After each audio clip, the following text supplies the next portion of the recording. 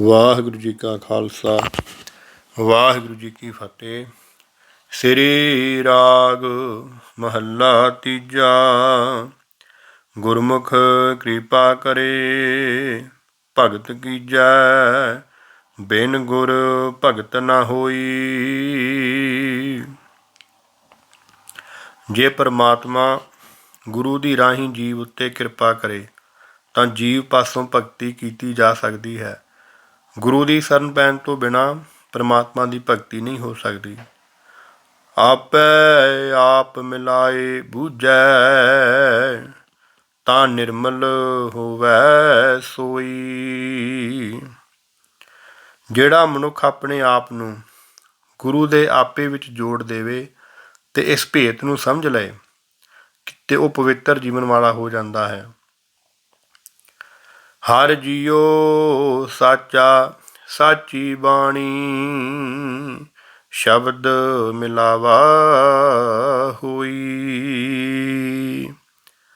ਪਰਮਾਤਮਾ ਸਦਾ ਥਿਰ ਰਹਿਣ ਵਾਲਾ ਹੈ। ਉਸ ਦੀ ਸਿਫਤ ਸਲਾਹ ਵੀ ਸਦਾ ਥਿਰ ਰਹਿਣ ਵਾਲੀ ਹੈ। ਸਿਫਤ ਸਲਾਹ ਦੀ ਬਾਣੀ ਰਾਹੀਂ ਉਸ ਨਾਲ ਮਿਲਾਪ ਹੋ ਸਕਦਾ ਹੈ।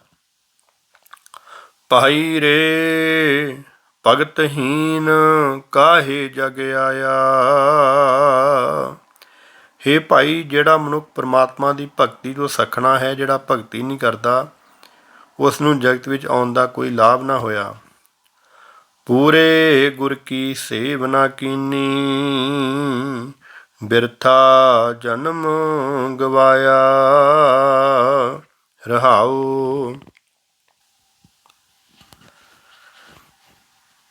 ਜਿਸ ਮਨੁੱਖ ਨੇ ਪੂਰੇ ਗੁਰੂ ਦੀ ਦਰਸ਼ੀ ਸੇਵਾ ਨਹੀਂ ਕੀਤੀ, ਉਸ ਨੇ ਮਨੁੱਖਾ ਜੀਵਨ ਵਿਅਰਥ ਹੀ ਗਵਾ ਲਿਆ ਹੈ। ਪੂਰੇ ਗੁਰ ਕੀ ਸੇਵ ਨਾ ਕੀਨੀ, ਬਿਰਥਾ ਜਨਮ ਗਵਾਇਆ। ਰਹਾਉ।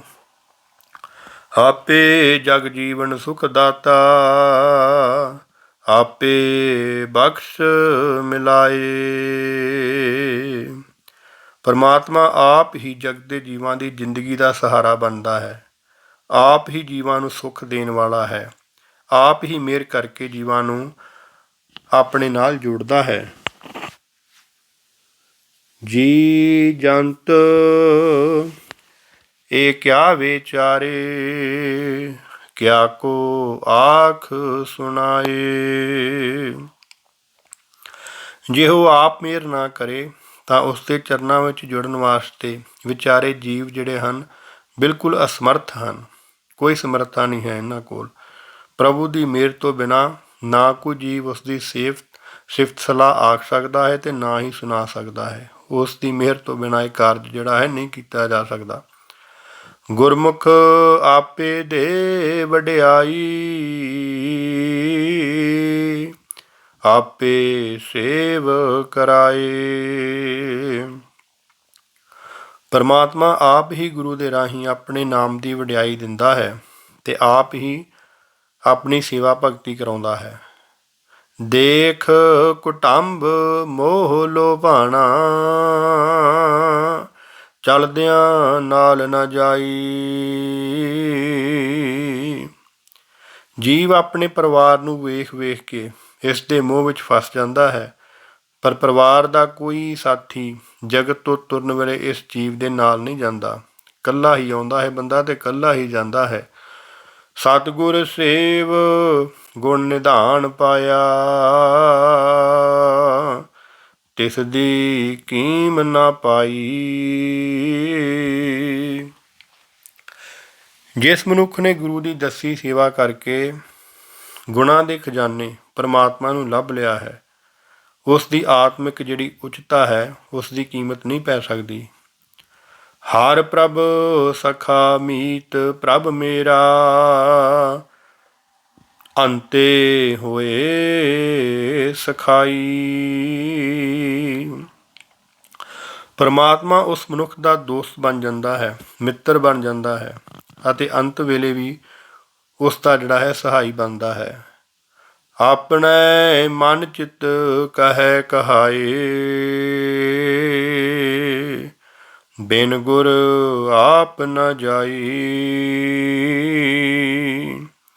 ਆਪਣੇ ਮਨ ਵਿੱਚ ਆਪਣੇ ਚਿੱਤ ਵਿੱਚ ਬੇਸ਼ੱਕ ਜੀਵ ਜੋ ਮਰਜ਼ੀ ਆਖੇ, ਪਰ ਦੂਜਿਆਂ ਪਾਸਿਓਂ ਵੀ ਅਖਵਾਏ ਕਿ ਮੇਰੇ ਅੰਦਰ ਹਉਮੈ ਹੰਕਾਰ ਨਹੀਂ ਹੈ।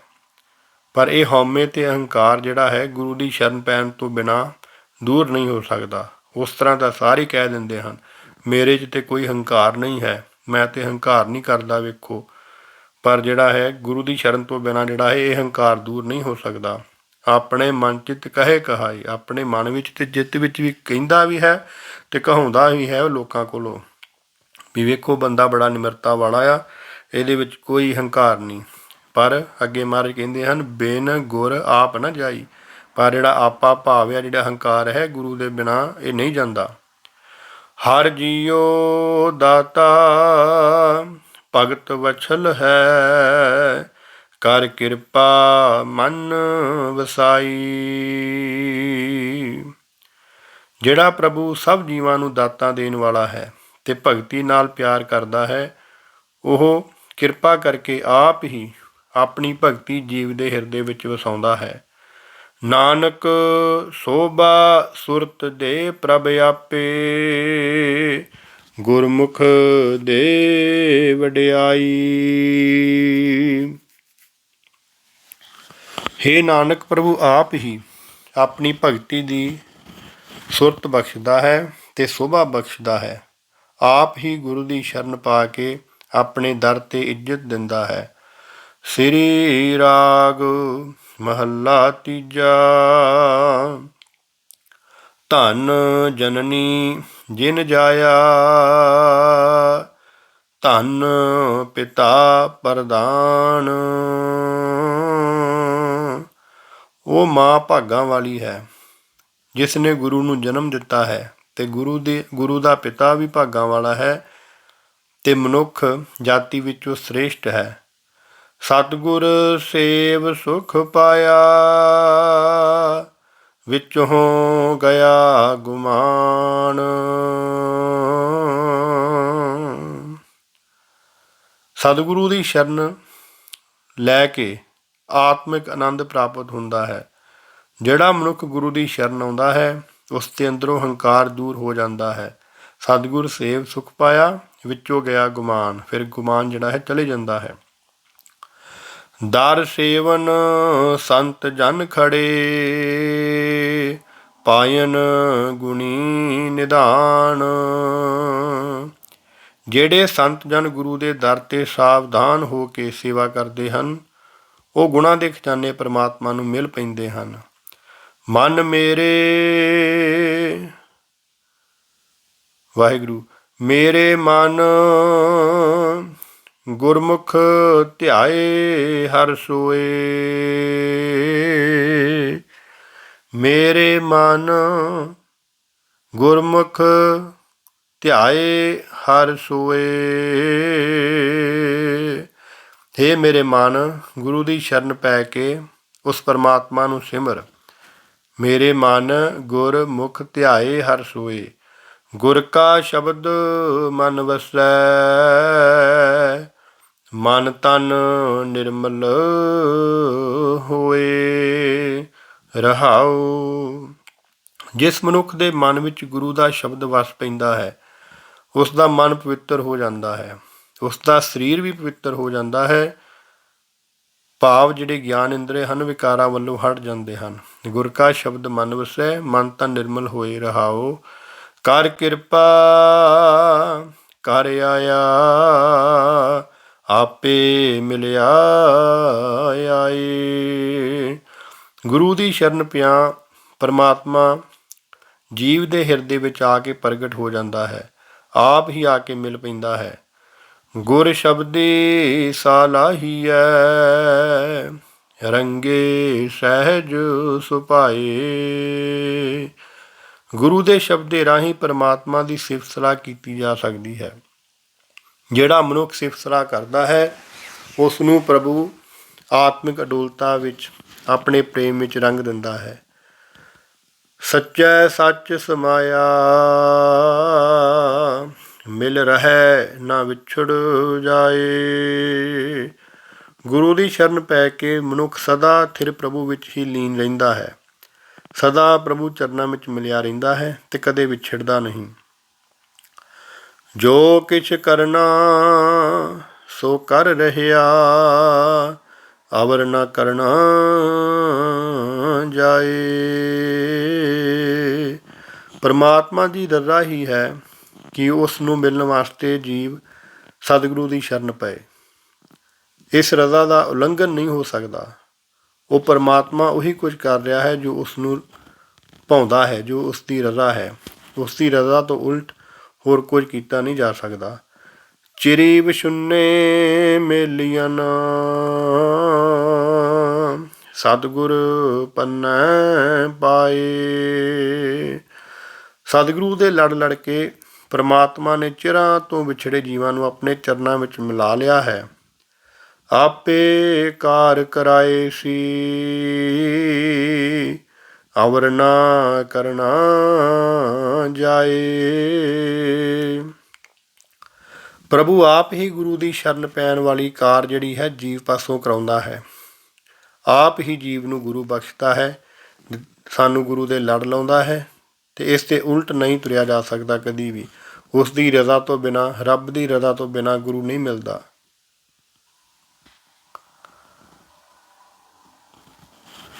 ਮਨ ਤਨ ਰੱਤਾ ਰੰਗ ਸਿਉ, ਹਉਮੈ ਤਜ ਵਿਕਾਰ। ਗੁਰੂ ਦੀ ਸ਼ਰਨ ਪੈ ਕੇ ਹਉਮੈ ਦਾ ਜਿਹੜਾ ਵਿਕਾਰ ਹੈ ਦੂਰ ਕਰਕੇ ਮਨੁੱਖ ਦਾ ਮਨ ਅਤੇ ਸਰੀਰ ਵੀ ਪਰਮਾਤਮਾ ਦੇ ਪ੍ਰੇਮ ਰੰਗ ਨਾਲ ਰੰਗਿਆ ਜਾਂਦਾ ਹੈ। ਅਹਨਿਸ ਹਿਰਦੈ ਰਵ ਰਹੈ, ਨਿਰਭਉ ਨਾਮ ਨਿਰੰਕਾਰ। ਜੇ ਜੀਵ ਗੁਰੂ ਦੀ ਸ਼ਰਨ ਪਏ ਤਾਂ ਆਕਾਰ ਰਹਿਤ ਪਰਮਾਤਮਾ, ਨਿਰਭੈਤਾ ਦੇਣ ਵਾਲਾ ਨਾਮਦਾਨ ਜਿਹੜਾ ਨਾਮ ਹੈ ਉਸ ਨੂੰ ਦਿਨ ਰਾਤ ਉਸ ਦੇ ਹਿਰਦੇ ਵਿੱਚ ਟਿਕਾ ਦਿੰਦਾ ਹੈ। ਜਿਹੜਾ ਨਾਮ ਹੈ ਨਿਰਭੈਤਾ ਦਿੰਦਾ ਹੈ, ਨਿਡਰ ਬਣਾਉਂਦਾ ਹੈ। ਉਹ ਅਹਨਸ ਦਿਨ ਰਾਤ ਹਰ ਸਮੇਂ ਉਸ ਦੇ ਹਿਰਦੇ ਵਿੱਚ ਟਿਕਾ ਦਿੰਦਾ ਹੈ, ਉਸ 'ਤੇ ਟਿਕਿਆ ਰਹਿੰਦਾ ਹੈ ਹਰ ਵੇਲੇ ਹਿਰਦੇ ਦੇ ਵਿੱਚ। ਅਹਨਸ ਹਿਰਦੇ ਰਵ ਰਹੈ, ਨਿਰਭਉ ਨਾਮ ਨਿਰੰਕਾਰ। ਨਾਨਕ ਆਪ ਮਿਲਾਇਨ, ਪੂਰੈ ਸ਼ਬਦ ਅਪਾਰ। ਹੇ ਨਾਨਕ, ਬੇਅੰਤ ਪੂਰਨ ਪ੍ਰਭੂ ਨੇ ਗੁਰੂ ਦੇ ਸ਼ਬਦ ਦੇ ਰਾਹੀਂ ਆਪ ਹੀ ਜੀਵਾਂ ਨੂੰ ਆਪਣੇ ਚਰਨਾਂ ਵਿੱਚ ਮਿਲਾਇਆ ਹੈ। ਅਹਨਸ ਹਿਰਦੇ ਰਵ ਰਹੈ, ਨਿਰਭਉ ਨਾਮ ਨਿਰੰਕਾਰ।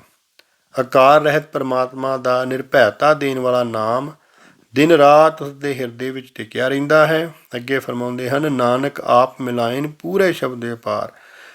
ਹੇ ਨਾਨਕ, ਬੇਅੰਤ ਪੂਰਨ ਪ੍ਰਭੂ ਜੋ ਕਿ ਬੇਅੰਤ ਪੂਰਨ ਹੈ, ਪ੍ਰਭੂ ਨੇ ਗੁਰੂ ਦੇ ਸ਼ਬਦ ਦੇ ਰਾਹੀਂ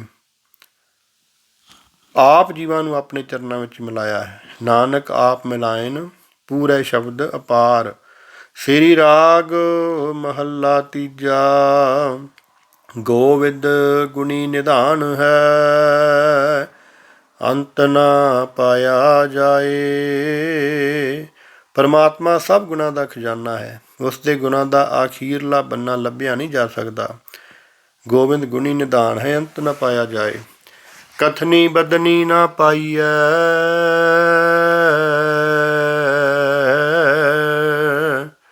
ਹਉਮੈ ਵਿੱਚੋਂ ਜਾਏ। ਨਿਰਾ ਇਹੋ ਕਹਿਣ ਤੇ ਕਥਨ ਨਾਲ ਕਿ ਮੈਂ ਤੇ ਪਰਮਾਤਮਾ ਨੂੰ ਲੱਭ ਲਿਆ ਹੈ, ਪਰਮਾਤਮਾ ਨੂੰ ਪ੍ਰਾਪਤ ਨਹੀਂ ਕੀਤਾ ਜਾ ਸਕਦਾ ਇਹ ਗੱਲਾਂ ਕਰਨ ਦੇ ਨਾਲ। ਪਰਮਾਤਮਾ ਉਦੋਂ ਹੀ ਮਿਲਦਾ ਹੈ ਜੇ ਮਨੁੱਖ ਦੇ ਅੰਦਰੋਂ ਹਉਮੈ ਦੂਰ ਹੋ ਜਾਏ। ਅਤੇ ਹਉਮੈ ਦੂਰ ਕਿੱਦਾਂ ਹੋਣੀ ਹੈ? ਪਿੱਛੇ ਮਹਾਰਾਜ ਫਰਮਾਏ ਹਨ, ਗੁਰੂ ਦੀ ਸ਼ਰਨ ਲੈ ਕੇ, ਉੱਦਾਂ ਨਹੀਂ। ਸਤਿਗੁਰ ਮਿਲੀਐ ਸਦ ਭੈ ਰਚੈ, ਆਪ ਵਸੈ ਮਨ ਆਏ। ਗੁਰੂ ਦੇ ਮਿਲ ਨਾਲ ਮਨੁੱਖ ਦਾ ਜਿਹੜਾ ਹਿਰਦਾ ਹੈ ਉਹ ਸਦਾ ਥਿਰ ਪਰਮਾਤਮਾ ਦੇ ਡਰ ਅਦਬ ਵਿੱਚ ਭਿੱਜਾ ਰਹਿੰਦਾ ਹੈ, ਅਤੇ ਇਸ ਤਰ੍ਹਾਂ ਪਰਮਾਤਮਾ ਆਪ ਹੀ ਮਨੁੱਖ ਦੇ ਮਨ ਵਿੱਚ ਆ ਵਸਦਾ ਹੈ। ਭਾਈ ਰੇ ਗੁਰਮੁਖ ਬੂਝੈ ਕੋਏ। ਹੇ ਭਾਈ, ਜਿਹੜਾ ਕੋਈ ਮਨੁੱਖ ਸਹੀ ਜੀਵਨ ਜੁਗਤ ਨੂੰ ਸਮਝਦਾ ਹੈ ਉਹ ਗੁਰੂ ਦੇ ਰਾਹੀਂ ਹੀ ਸਮਝਦਾ ਹੈ। ਬਿਨ ਬੂਝੇ ਕਰਮ ਕਮਾਵਣੇ, ਜਨਮ ਪਦਾਰਥ ਖੋਏ। ਰਹਾਓ। ਸਹੀ ਜੀਵਨ ਜੁਗਤ ਸਮਝਣ ਤੋਂ ਬਿਨਾਂ ਮਿੱਥੇ ਹੋਏ ਧਾਰਮਿਕ ਕੰਮ ਕਰਨ ਨਾਲ ਮਨੁੱਖ ਕੀਮਤੀ ਮਨੁੱਖਾ ਜੀਵਨ ਗਵਾ ਲੈਂਦਾ ਹੈ। ਵਿਸ਼ਰਾਮ ਦੇ ਕੇ ਫਰਮਾਉਂਦੇ ਹਨ, ਜਿਨੀ ਚਾਖਿਆ ਤਿਨੀ ਸਾਧ ਪਾਇਆ, ਬਿਨ ਚਾਖੇ ਭਰਮ ਭੁਲਾਏ। ਜਿਨ੍ਹਾਂ ਨੇ ਪ੍ਰਮਾਤਮਾ ਦਾ ਨਾਮ ਅੰਮ੍ਰਿਤ ਰਸ ਚੱਖਿਆ ਹੈ, ਉਹਨਾਂ ਨੇ ਇਸ ਦਾ ਸਵਾਦ ਮਾਣਿਆ ਹੈ।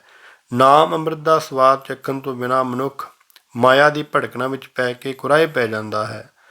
ਅੰਮ੍ਰਿਤ ਸਾਚਾ ਨਾਮ ਹੈ, ਕਹਿਣਾ ਕਛੂ ਨ ਜਾਏ। ਪਰਮਾਤਮਾ ਦਾ ਸਦਾ ਥਿਰ ਨਾਮ ਆਤਮਿਕ ਜੀਵਨ ਦੇਣ ਵਾਲਾ ਰਸ ਹੈ। ਇਸ ਦਾ ਸਵਾਦ ਦੱਸਿਆ ਨਹੀਂ ਜਾ ਸਕਦਾ। ਪੀਵਤ ਹੂੰ ਪਰਵਾਨ ਭਇਆ, ਪੂਰੇ ਸ਼ਬਦ ਸਮਾਏ। ਪੂਰੇ ਗੁਰੂ ਦੇ ਸ਼ਬਦ ਵਿੱਚ ਲੀਨ ਹੋ ਕੇ ਨਾਮ ਅੰਮ੍ਰਿਤ ਪੀਂਦਿਆਂ ਹੀ ਮਨੁੱਖ ਪ੍ਰਭੂ ਦੀ ਹਜ਼ੂਰੀ ਵਿੱਚ ਕਬੂਲ ਹੋ ਜਾਂਦਾ ਹੈ। ਆਪੇ ਦੇ ਤਾਂ ਪਾਈਐ, ਹੋਰ ਕਰਨਾ ਕਿਛੂ ਨਾ ਜਾਏ।